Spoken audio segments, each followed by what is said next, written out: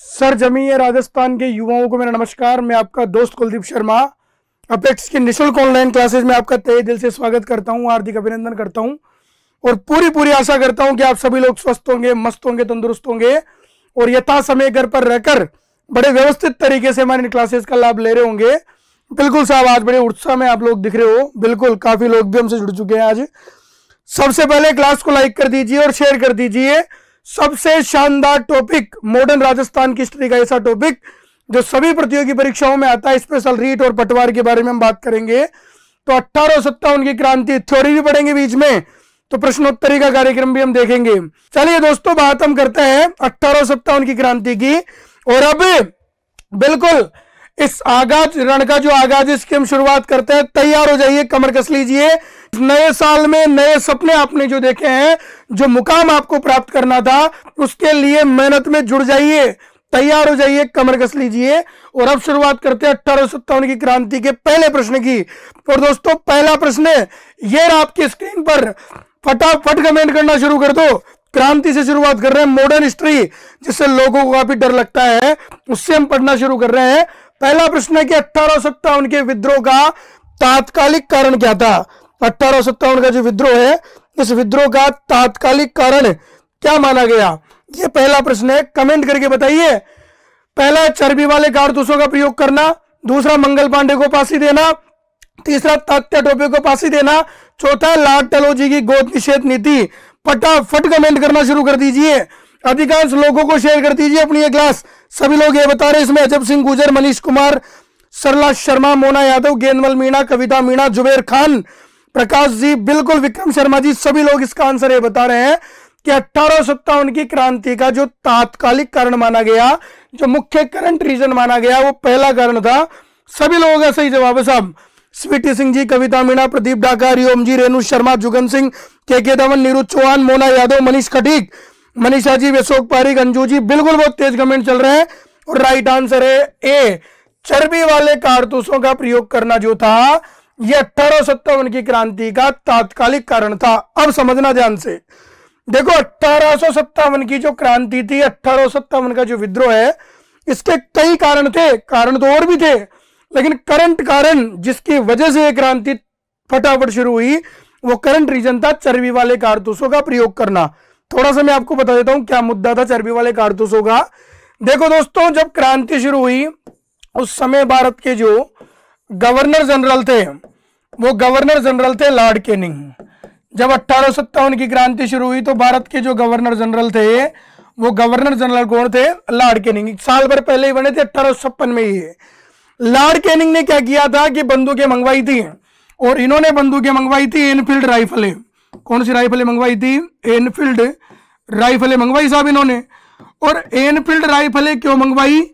क्योंकि जितनी भी ब्रिटिश सैनिक छावनियां हैं, चाहे वो भारत में, भारत की बात कर रहे हैं फिलहाल तो भारत में जितनी भी ब्रिटिश सैनिक छावनियां थी, उन सैनिक छावनियों के सैनिक पुरानी बंदूकों के स्थान पर नई बंदूकों का प्रयोग करे। इसलिए लॉर्ड कैनिंग ने कौन सी राइफलें मंगवाई थी? एनफील्ड राइफलें। सबसे महत्वपूर्ण प्रश्न ये भी बनेगा, पूछूंगा मैं आपसे, जवाब देने के लिए तैयार हो जाइए कि साहब एनफील्ड राइफलों के प्रयोग से पहले भारत में जितनी भी ब्रिटिश सैनिक छावनियां थी, उन सैनिक छावनियों के सैनिक कौन सी बंदूकें काम में लेते थे, यानी कि किन बंदूकों को रिप्लेस करने के लिए ये एनफील्ड राइफलें मंगवाई गई थी। कमेंट करके बताइए। एनफील्ड राइफलों के प्रयोग से पहले ब्रिटिश भारत छावनी के जो सैनिक थे, वो कौन सी बंदूकें काम में लेते थे, किन बंदूकों को रिप्लेस करने के लिए ये नई बंदूकें मंगवाई गई थी। कमेंट करके बताइए साहब। शांतिलाल उज्जैनिया जी कह रहे राजस्थान जी के तो है ही नहीं, अच्छा आपकी नहीं है सिलेबस में। अच्छा उज्जैनिया जी, रीट वाले की बात कर रहे हैं। साइंस में तो एसएसटी लेवल फर्स्ट 3 चरण रीट के, और इसलिए मैं इसके बारे में कुछ बोलना नहीं चाह रहा अभी। जब एक बार पूरा सिलेबस आएगा तब इसके बारे में हम जिक्र करेंगे, ठीक है ना। परिडवाल जी, बिल्कुल साहब, महाकाल के भक्तों की जय। जय Shri Ram. Brown Bess, Brown Bess, Brown Bess gun. Right answer Renu Sharma, Chugan Singh, Deepak Kumar, Surya Pratap, Neetu Sharma, Sunil Kumar, Pintu 91, Mona Yadav, Prashant ji, Anil Sharma. बहुत तेज कमेंट चल रहे हैं साहब, ये बहुत तेज कमेंट चल रहे हैं और बिल्कुल सही बता रहे हो आप। पहले जो बंदूक काम में लेते थे वो थी brown Bess. Brown Bess gun के स्थान पर लॉर्ड कैनिंग ने कौन सी बंदूकें मंगवाई थी? एनफील्ड राइफलें। तो एनफील्ड राइफलों के प्रयोग से पहले ब्रिटिश सैनिक छावनी के जो सैनिक थे वो ब्राउन बेस गन को काम में लेते थे। जैसे ही एनफील्ड राइफलें मंगवाई गई तो बताया गया कि एनफील्ड राइफल में लगा हुआ है कारतूस। क्या लगा हुआ था? कारतूस। और ये कारतूस चिकने पदार्थ का बना होता था। किस पदार्थ का बना होता था? चिकने पदार्थ का बना होता था। तो कुछ लोगों ने इस कारतूस के बारे में अफवाह फैला दी और कुछ लोगों ने अफवाह यह फैला दी कि इस कारतूस को चिकना करने के लिए गाय व सुअर की चर्बी का प्रयोग किया गया है।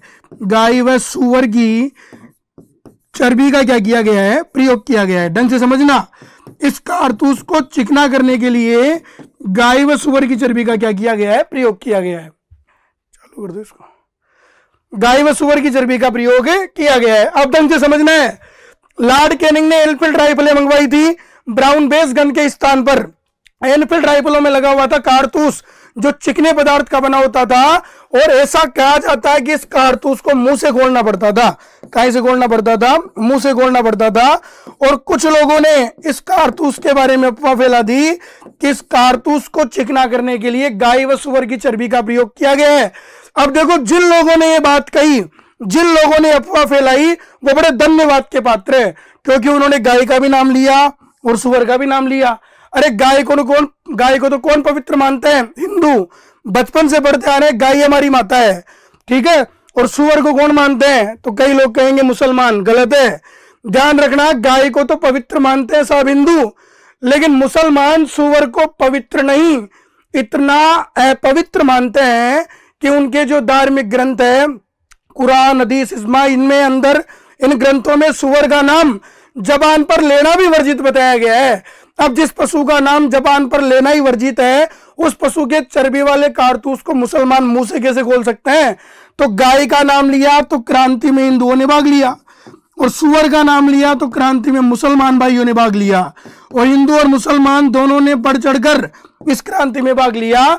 तो यह तत्कालीन कारण था क्रांति शुरू होने का। तो प्रश्न था कि 1857 के विद्रोह का तात्कालिक कारण क्या था? तो चर्बी वाले कारतूसों का प्रयोग करना, जिसमें हिंदू और मुसलमान दोनों ने बढ़ चढ़कर इस क्रांति का आगाज किया, क्रांति को शुरू किया। एक लाइन और लिखी हुई है, लॉर्ड डलहौजी की गोद निषेध नीति, ठीक है। राजनीतिक कारण था ये। कैसा कारण था? पॉलिटिकल रीजन, राजनीतिक कारण। दोस्तों ढंग से समझना, आपको राजनीतिक कारण था ये लॉर्ड डलहौजी की गोद निषेध नीति। भारत के इतिहास में आप पढ़ोगे कि लॉर्ड डलहौजी ने एक नीति शुरू की, गोद निषेध नीति, जिसे हम अंग्रेजी में डॉक्ट्रिन ऑफ लेप्स की नीति कहते हैं, जिसे हम जो है वो हड़प नीति कहते हैं। नीति यह थी कि लॉर्ड डलहौजी ने कहा कि ऐसे राजा जिनके कोई वास्तविक उत्तराधिकारी नहीं है, उनको जबरदस्ती इस नीति के अंतर्गत ब्रिटिश साम्राज्य में मिला दिया जाएगा।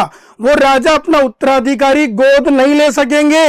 और जैसे ये नीति शुरू हुई तो भारत में जगह जगह अफरा तफरी मची। तो ये भी 1857 की क्रांति का एक कारण था। तात्या टोपे को फांसी तो बाद में दी गई है, क्रांति के बाद में। मंगल पांडे को फांसी देना भी क्रांति का कारण माना जा सकता है, लेकिन सबसे करंट रीजन, तात्कालिक कारण जो था वो था चर्बी वाले कारतूसों का प्रयोग करना। अगले प्रश्न पर हम आते हैं। दूसरा प्रश्न, तैयार हो जाइए, कुर्सी की पेटी बांध लीजिए और बिल्कुल तैयार हो जाइए। क्रांति का दूसरा प्रश्न, चर्बी वाले कारतूसों के प्रयोग के विरुद्ध पहली घटना 29 मार्च 1857 को किस छावनी में घटित हुई थी? वह कौन सी सैनिक छावनी थी जिसमें पहली बार चर्बी वाले कारतूसों का विरोध किया गया? 29 मार्च 1857 को। पहला ऑप्शन नरसिराबाद की छावनी, दूसरा है बैरकपुर की छावनी, तीसरा है मेरठ की छावनी और चौथा है एरिनपुरा की छावनी। कमेंट करके बताइए साहब, कमेंट करके बताना शुरू कर दीजिए कि वह कौन सी सैनिक छावनी थी जिसमें पहली बार चर्बी वाले कारतूसों का विरोध किया गया था।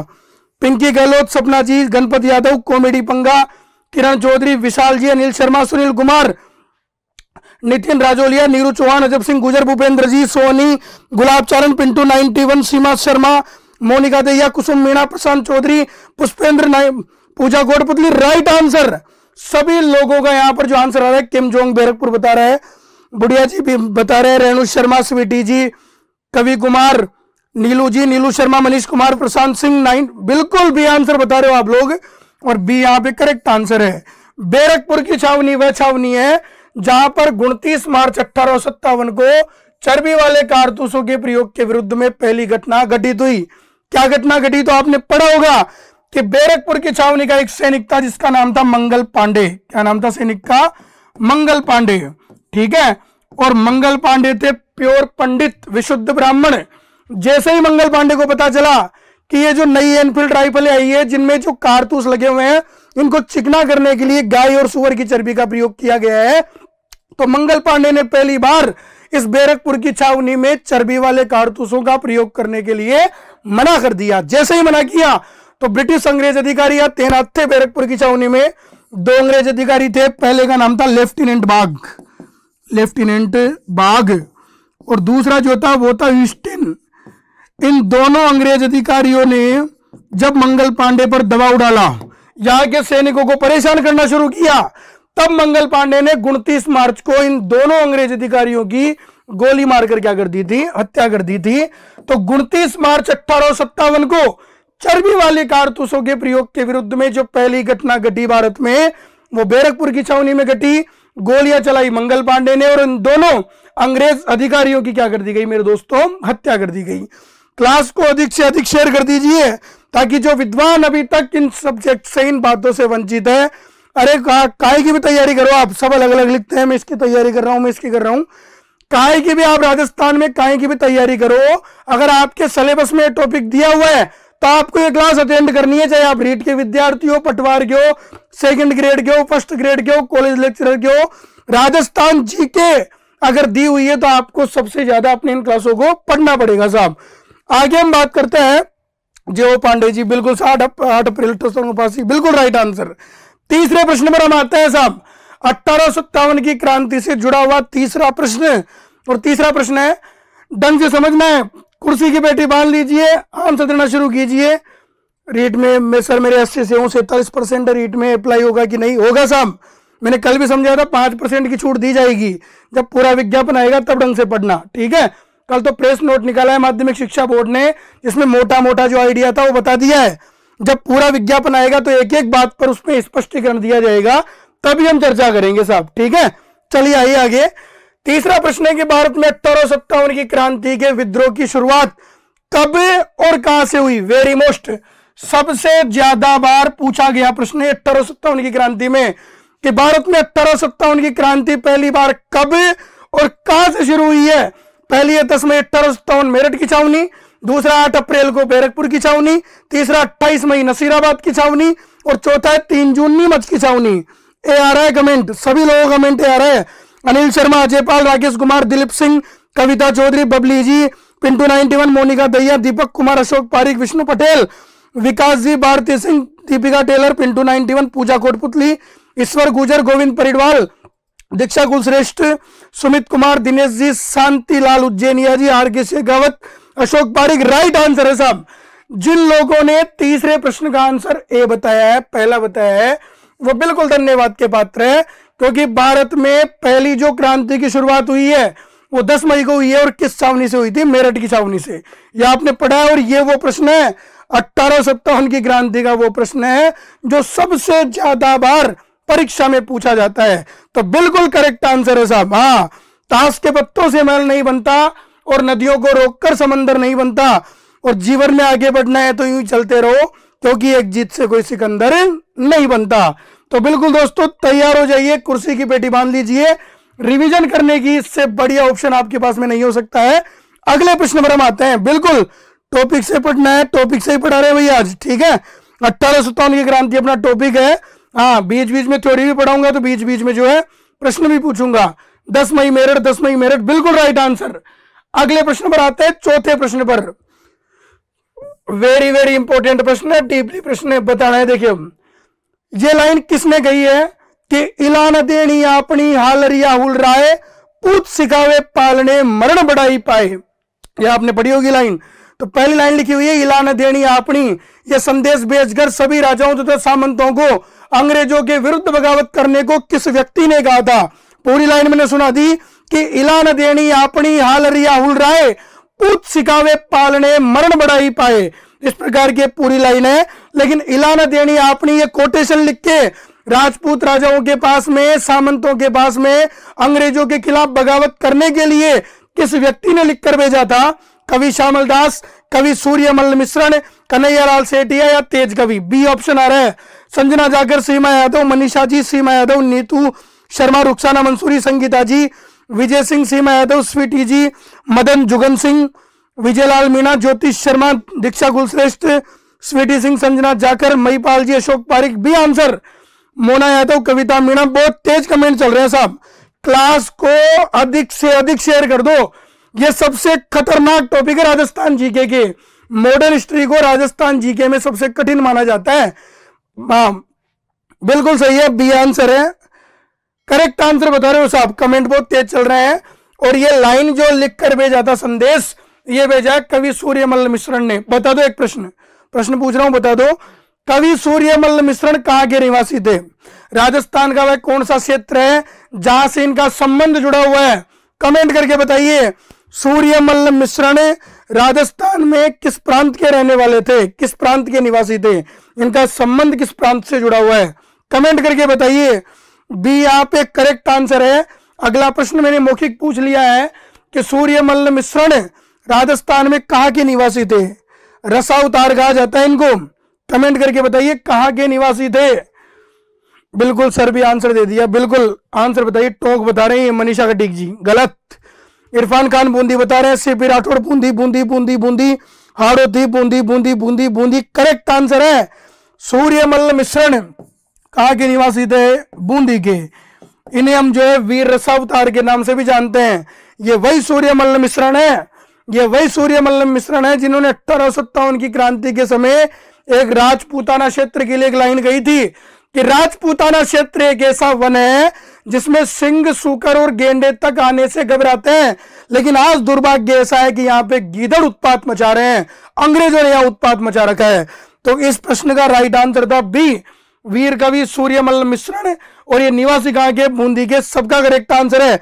प्रकाश राय, अशोक निराला, Sanjay Kumar, Lokesh Saini, Monika Dahiya, Ishwar Gujar, Meenu ji, Kim Jong, Bundi Bundi Bundi. Correct answer. बहुत खुशी हो रही है मुझे, आप जो राइट आंसर बता रहे हो आज, इसका मतलब आपने वाकई रण का आगाज कर चुके हो आप लोग, और अब बिल्कुल डटकर परीक्षा का सामना करने के लिए तैयार हो।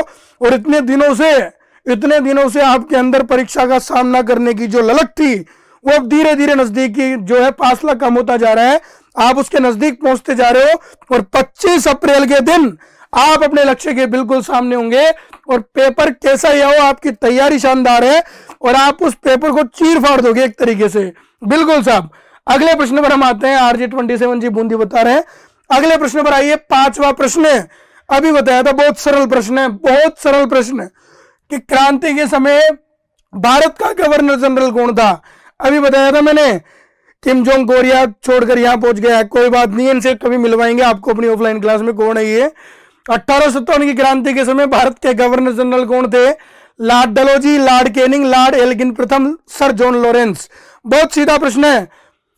हाँ बिल्कुल, मॉडर्न हिस्ट्री टॉपिक वाइज करवाएंगे, बिल्कुल करवाएंगे साहब, बिल्कुल टॉपिक वाइज करवाएंगे। 1857 की क्रांति के बाद किसान जनजाति आंदोलन पढ़ेंगे, प्रजामंडल पढ़ेंगे। बिल्कुल भी आग लगा देंगे सर रीट में, आप हमारे साथ हो तो। बिल्कुल मैं आपके साथ था, हूं, आगे भी रहूंगा। सीमा यादव, कोमल सिंगल, सीमा जी, सुधा कुमारी, बी। बहुत सरल प्रश्न था साहब ये कि क्रांति के समय भारत का गवर्नर जनरल कौन था? तो बी यहां पर करेक्ट आंसर है, लॉर्ड कैनिंग। अभी थोड़ी देर पहले मैंने जिक्र भी किया था। तो क्रांति के समय भारत के गवर्नर जनरल जो थे वो कौन थे दोस्तों? लॉर्ड कैनिंग थे। डलहौजी के बारे में हमने बात की थी। 6वां प्रश्न है, बिल्कुल दोस्तों मैं ऑफलाइन भी पढ़ाऊंगा, ऑनलाइन भी पढ़ाऊंगा, जैसी भी सूचना होगी आप लोगों को बता दी जाएगी। अभी फिलहाल ऑनलाइन का कार्यक्रम अपना 11 से 12 चल रहा है। अगले प्रश्न पर आइए साहब। 6वां प्रश्न है, संप सभा जिसके बारे में हम बात कर रहे हैं, इस संप सभा का प्रथम अधिवेशन कब और कहां पर हुआ था, कहां पर आयोजित किया गया? प्रश्न पे आ जाइए। डीके वैष्णव साहब, बिल्कुल साहब आपको एक सीट मिलेगी। लक्ष्य अगर आपका अड़ी गए, दृढ़ संकल्प शक्ति मजबूत है, इरादे आपके मजबूत है, तो आपको अपने लक्ष्य को पाने से कोई रोक नहीं सकता है। कभी भी खुद को दूसरों से कमजोर मत समझो। भगवान ने आपके अंदर एक अलग से स्पेशल पावर दी है, वो पावर आप ध्यान में रखो, धैर्य बना के रखो, रिवीजन करते रहो, किसी के बहकावे में मत आओ और अफवाहों से बचकर रहो और आराम से स्वाध्याय करते रहो। तो छठा प्रश्न है कि संप सभा का पहला अधिवेशन कब और कहां पर हुआ? तो 1885 वेधसा में, 89 बारापाल में, 1903 मानगढ़ की पहाड़ी पर, 1905 सिरोही में। छठा प्रश्न है संप सभा का पहला अधिवेशन कहां पर आयोजित किया गया?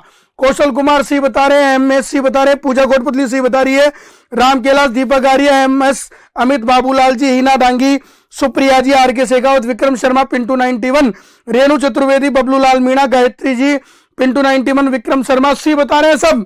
और करेक्ट आंसर संप सभा का पहला अधिवेशन 1903 में मानगढ़ की पहाड़ी पर आयोजित किया गया था।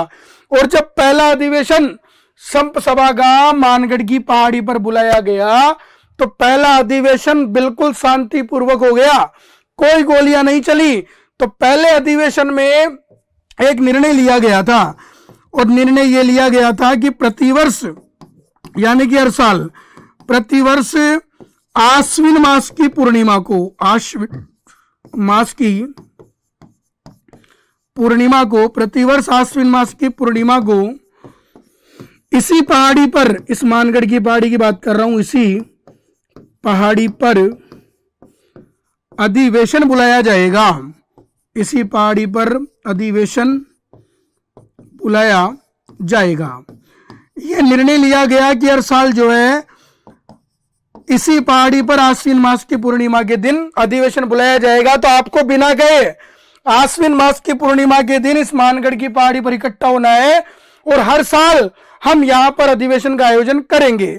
तो 1903 के बाद 1904, 1905, 1906, 1907, 1908 लगातार हर साल इस पहाड़ी पर अधिवेशन का आयोजन किया जाने लगा। तो संप सभा का पहला अधिवेशन 1903 में मानगढ़ की पहाड़ी पर आयोजित किया गया। अधिवेशन शांतिपूर्वक हो गया था, कोई गोलियां नहीं चली और निर्णय लिया गया था कि हर साल आश्विन मास की पूर्णिमा के दिन इस पहाड़ी पर अधिवेशन बुलाया जाएगा। सब प्रश्न का आंसर है यहां पर दोस्तों सी। सातवें प्रश्न पर हम आते हैं। सातवां जो प्रश्न है महेंद्र कुमार बरगोड़ जी के, सर मैं पहली बार जुड़ा, मुझे बहुत अच्छा लगा है। बिल्कुल दोस्तों, निस्वार्थ भाव से जो हम सेवा कर रहे हैं आप लोगों की, बड़ी मेहनत के साथ, बड़ी तैयारी के साथ, तो ये सब आपके लिए तो किया जा रहा है। तो आप जब हमारा साथ दोगे तो हम और ऊर्जा के साथ आपका साथ देने की कोशिश करेंगे। सातवां प्रश्न है, वेरी मोस्ट लगा लो, खूब परीक्षा में आता है। बताओ मानगढ़ हत्याकांड कब हुआ था? प्रश्न है कि मानगढ़ हत्याकांड कब हुआ? 17 सितंबर 1911, 17 नवंबर 1913, 17 जनवरी 1915 या 21 मार्च 1915? कमेंट करके बताइए मानगढ़ हत्याकांड कब हुआ था। बिल्कुल साहब, दीपक आर्य जी भी बता रहे, अर्जुन मेघवाल भी बता रहे, स्वीटी जी भी बता रहे, हनुमान बीचा, नंद किशोर, बाबूलाल, कौशलेश जी, शांतिलाल उज्जैनिया, मनीष कुमार, अर्जुन मेघवाल, बाबू खान, पिंटू 91, लक्ष्मी योगी, पूजा कोटपुतली, आशु चौधरी, मनी मीणा, स्वीटी जी, सुरभि जी, मदन विश्नोई। बिल्कुल राइट आंसर। सोशल स्टडी वाले बता रहे 17 नवंबर 1913, राम कैलाश, प्रिया नागर, कौशल कुमार, गोपाल भील, ज्योति शर्मा। राइट आंसर दोस्तों 17 नवंबर 1913 को मानगढ़ की पहाड़ी पर मानगढ़ हत्याकांड हुआ था। अब समझ लो ध्यान से, पहले प्रश्न पर आते हैं। देखो संप सभा का पहला अधिवेशन 1903 में मानगढ़ की पहाड़ी पर बुलाया गया। 1903 के बाद 1904, 1905, 1906, 1907, 8, 9, 10, 11, 12, 13, जब 10 साल बाद 17 नवंबर 1913 को इस मानगढ़ की पहाड़ी पर मीटिंग का आयोजन किया जा रहा था, तो उस समय इस बात का पता चला था एमबीसी के अधिकारियों को, वही मेवाड़ बील कोर के सैनिकों को।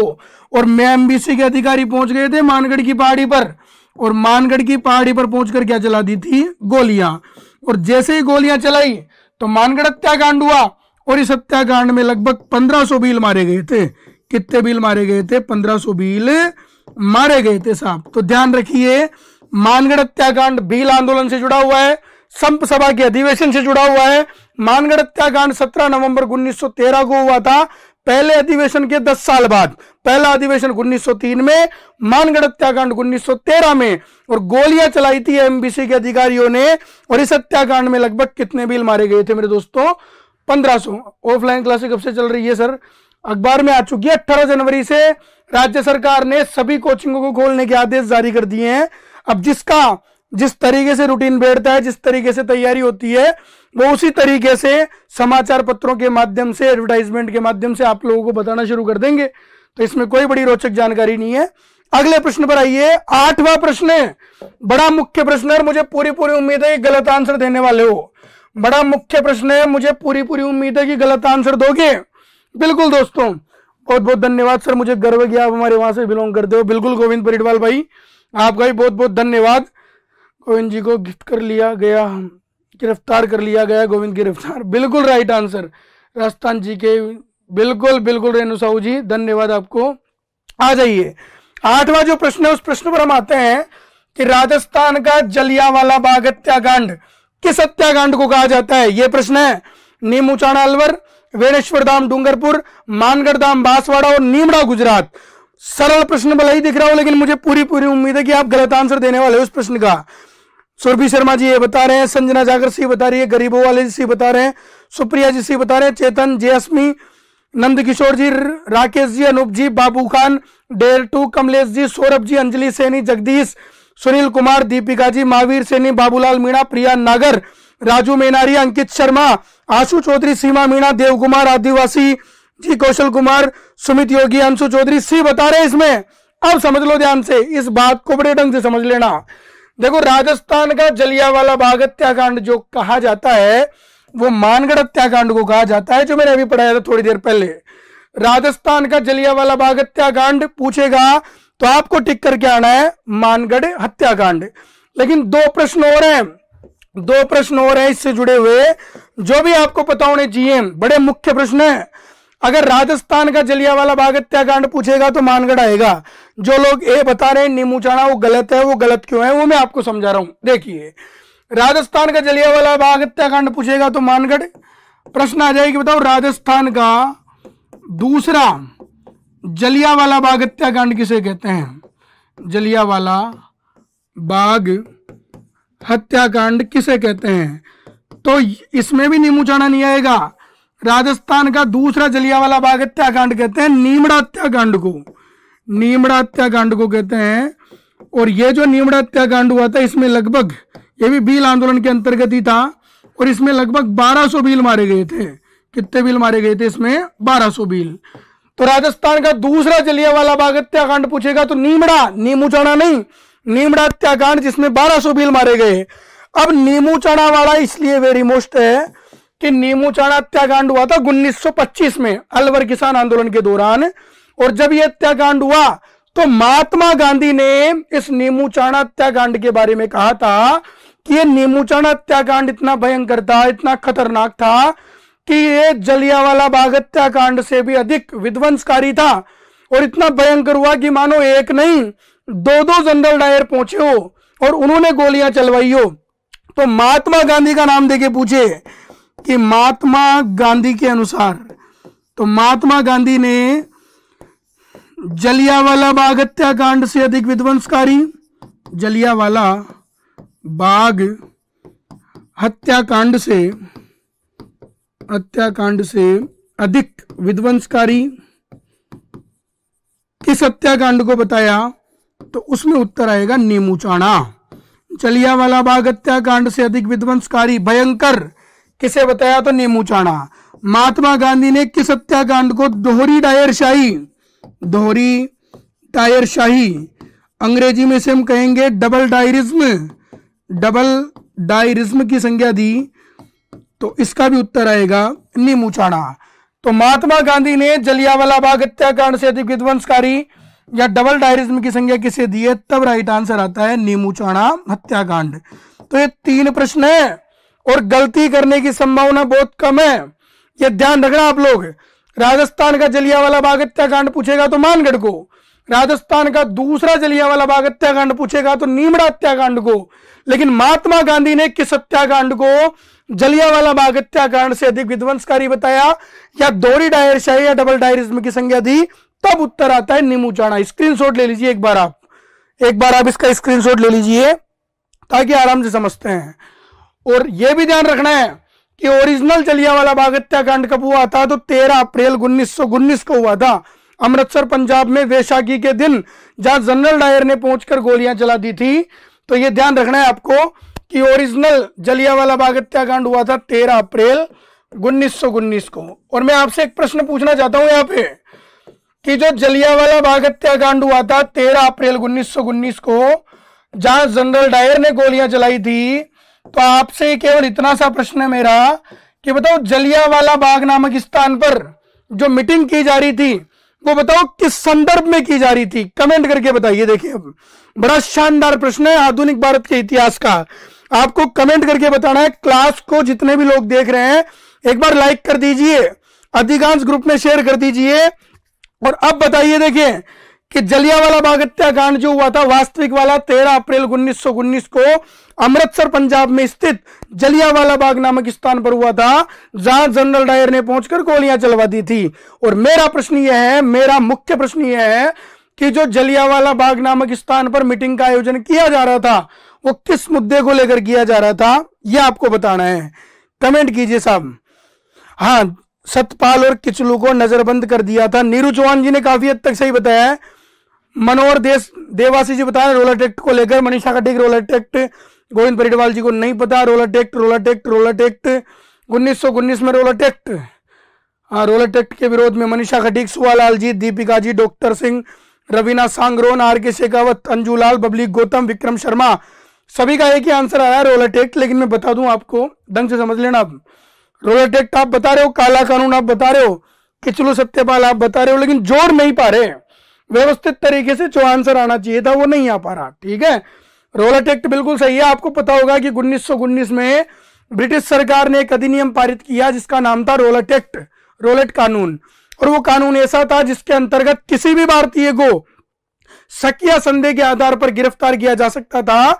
और जिस भारतीय को गिरफ्तार किया गया जा रहा है वो भारतीय अपने बचाव में न तो वकील कर सकता था, न अपील कर सकता था, न कोर्ट में दलील प्रस्तुत कर सकता था। इसलिए उस कानून को बिना अपील, बिना वकील, बिना दलील का कानून कहा गया। उस रोलर एक्ट के विरोध में महात्मा गांधी ने एक सत्याग्रह चलाया जिसका नाम था रोलर सत्याग्रह। और जब गांधी जी रोलर सत्याग्रह चला रहे थे तो गांधी जी के दो सहयोगी थे, एक तो डॉक्टर सत्यपाल और एक था डॉक्टर सेफूबाई किचलू। और उन दोनों को अंग्रेजों ने गिरफ्तार करके नजरबंद कर दिया था। तो उन दोनों की गिरफ्तारी के विरोध में जलियांवाला बाग नामक स्थान पर मीटिंग का आयोजन किया जा रहा था। और जब मीटिंग चल रही थी तो वहां पर पहुंच गया था जनरल डायर और उसने वहां पर क्या चलवा दी थी साहब? गोलियां चलवा दी थी।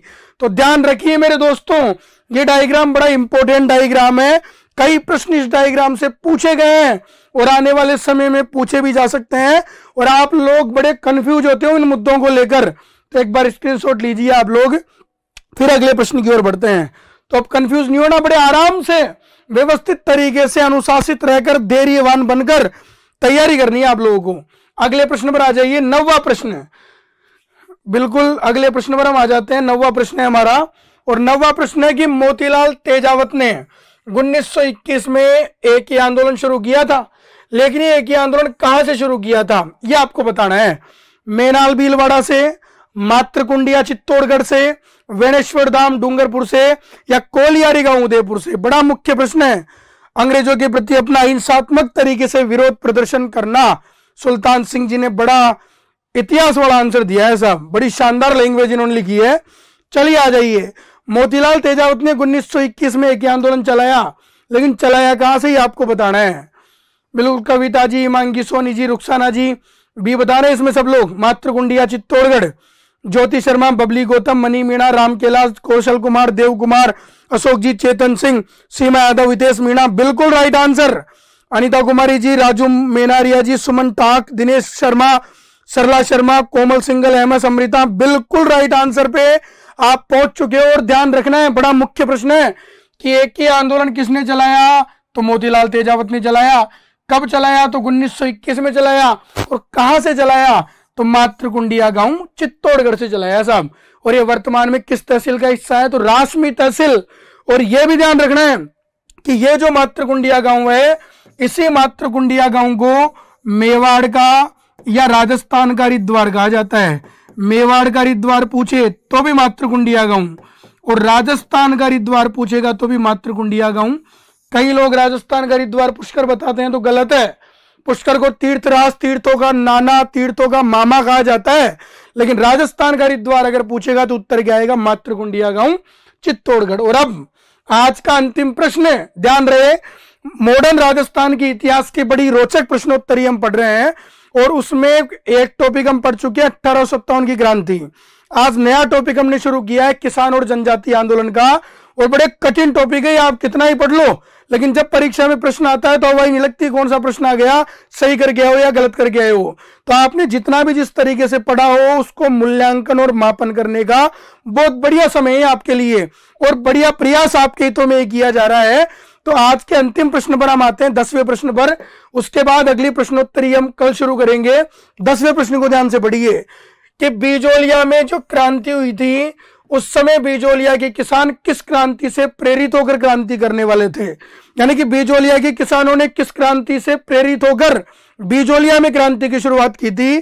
पहला ऑप्शन है चीन की क्रांति, दूसरा है फ्रांस की क्रांति, तीसरा है रूस की बोल्शेविक क्रांति और चौथा है अमेरिका का स्वतंत्रता संग्राम। तो ध्यान रखना है मेरे दोस्तों, 10वें प्रश्न का आंसर आपको फटाफट बताना है। बिल्कुल, ए बता रहे हो, सी बता रहे हो, स्वागत जोशी सी बता रहे हैं, हाँ आवाज हो जाती है ऊपर नीचे, कोई बात नहीं। नीरू जी बता रहे हैं आदिवासियों का मसीहा कहते हैं। प्रश्न का आंसर बताइए, सी बता रहे हैं आप लोग। मनीष कुमार, स्वागत जोशी, ललिता मीणा, कबीर सिंह, सीमा जी बिल्कुल राइट आंसर बता रहे हो आप। और ध्यान रखना है मेरे दोस्तों कि किसान किस क्रांति से प्रेरित थे? तो रूस की बोल्शेविक क्रांति से। रूस की बोल्शेविक क्रांति हुई थी, रूस में क्रांति हुई थी 1917 में जिसका नाम था बोल्शेविक क्रांति। और एक पार्टी थी वहां की डेमोक्रेटिक लेबर पार्टी जिससे संबंधित ये क्रांति थी और वहां की उस क्रांति से प्रेरित होकर बिजोलिया के किसानों ने क्रांति की शुरुआत की थी। तो दोस्तों मॉडर्न राजस्थान में राजस्थान की किसान और जनजातीय आंदोलन की आज पहली प्रश्नोत्तरी हमने पढ़ ली है। 10 प्रश्न विश्लेषणात्मक तरीके से हमने हल कर लिए हैं इसका भाग 2 लेकर। तो तब तक आप स्वस्थ रहिए, मस्त रहिए, तंदुरुस्त रहिए और घर पर रहकर हमारी इन क्लासेस का लाभ लेते रहिए। जय राजस्थान, जय मेवाड़, जय राजपूताना।